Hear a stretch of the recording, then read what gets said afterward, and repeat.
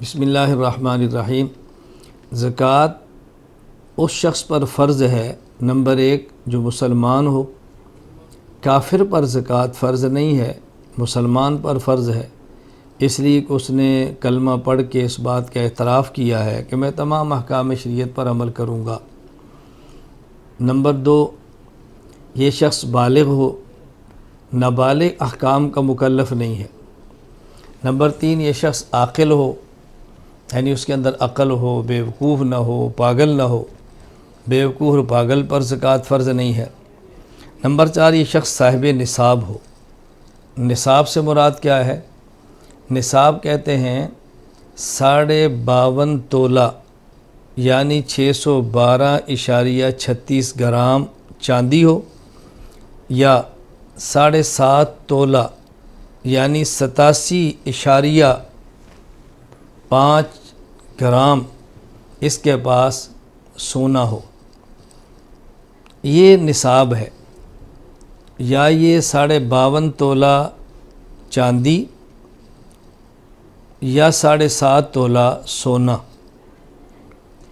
یا اس کے برابر اس کے پاس پیسے ہوں، اور اگر کچھ سونا اور کچھ چاندی ہو تو دیکھا جائے کہ اس کی قیمت 52.5 تولہ چاندی کے برابر ہے، پھر بھی زکوٰۃ ہے، پھر بھی اس پر زکوٰۃ فرض ہے۔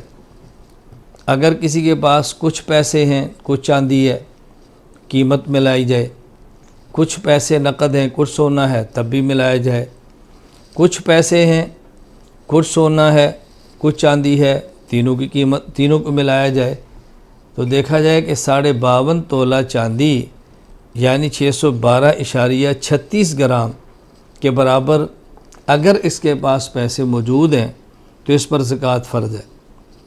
نمبر 5 پھر اس کے اوپر سال بھی گزرے، یعنی زکوٰۃ فرض تب ہوگی جب یہ پیسے پورا سال اس کے پاس رہیں۔ یہ نہیں کہ اتنے پیسے آئے تو زکوٰۃ فوراً فرض ہو گئی، نہیں، سال گزرے۔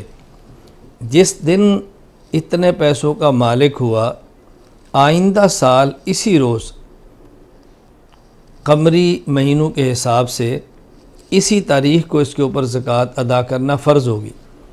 بس اوقات بندے کو یاد نہیں رہتا کس تاریخ کو میرے پاس اتنے پیسے آئے، تو اس کا آسان طریقہ یہ ہے کہ قمری چاند کے حساب سے محرم، صفر، ربیع الاول، یہ جو مہینے ہیں، اس حساب سے کوئی ایک تاریخ متعین کر لے کہ اس تاریخ کو میں زکوٰۃ ادا کیا کروں گا۔ آئندہ سال جب وہ تاریخ آ جائے تو زکوٰۃ اس دن جتنے پیسے اس کے ملک میں موجود ہیں اس کے اوپر زکوٰۃ فرض ہوگی، زکوٰۃ ادا کرے گا۔ درمیان میں اگر کچھ پیسے کم ہو جائیں یا زیادہ ہو جائے اس کا اعتبار نہیں ہے، حتیٰ کہ سال کے درمیان اگر نصاب سے بھی کچھ کم ہو جائیں اور جو تاریخ اس نے متعین کی ہے یہ تاریخ اور آئندہ سال اس تاریخ کو پیسے مکمل ہیں تو زکوٰۃ ادا کرنی اس کے ذمے فرض ہے۔